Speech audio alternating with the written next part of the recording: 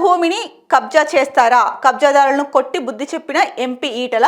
గట్కేసర్లోని ఏకశిలా venture సందర్శన. MP వచ్చి ఏం పీకుతాడు అన్నారట. కబ్జాదారులకు 9 ఎకరాలు రాసిచ్చిన ఐఏఎస్ అమోయ్ కుమార్. చుట్టుపక్కల ప్లాట్ల విషయాల్లోనూ దౌర్జన్యం. అన్యాయానికి అండగా నిలుస్తున్న పోలీసులు అధికారులు సిగ్గుపడాలి. సీఎం సమగ్ర విచారణ జరిపించి పేదలకు న్యాయం చేయాలని చెప్పేసి ఈటల అన్నారు. కానీ ఈటల చేయి చేసుకోవడం అనేది సమంజసనీయం అయితే కాదండి.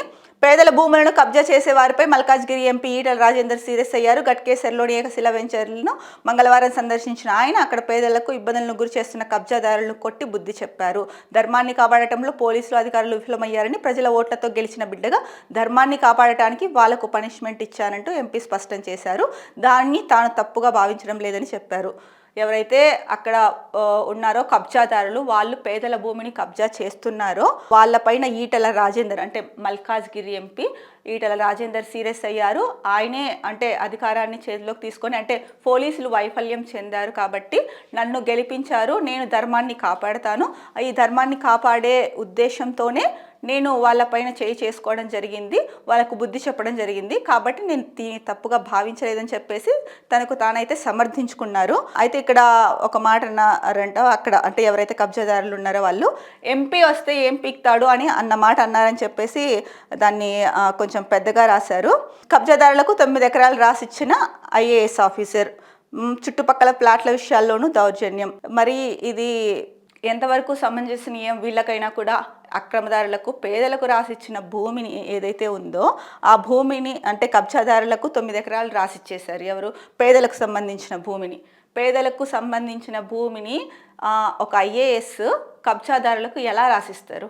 అంత ఉన్నత పదవిలో ఉండి ఎలా అతనికి మనసొప్పింది?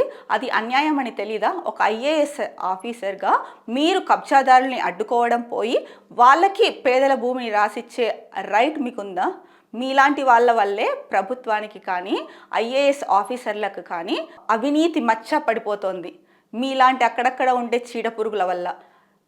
ఒక అంత ప్రధాన వృత్తిలో ఉండి మీరు చేస్తున్న ఇలాంటి పనుల వల్ల మిగతా ఐఏఎస్ ఆఫీసర్లకి చాలా చెడ్డ పేరు వస్తుంది, ప్రభుత్వానికి కూడా వస్తుంది.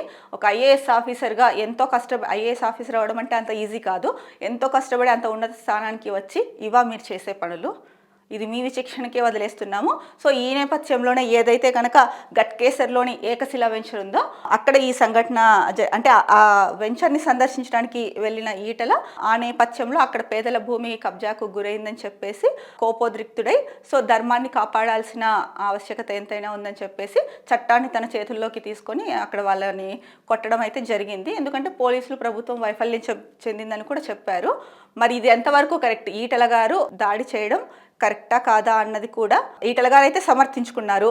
మరి బీజేపీ ఎంతవరకు దీన్ని సమర్థిస్తుంది, బీజేపీ దీనిపైన ఎలాంటి యాక్షన్ తీసుకుంటుంది, అలాగే ప్రభుత్వం ఎలాంటి యాక్షన్ తీసుకుంటుంది అన్నది చూడాలి.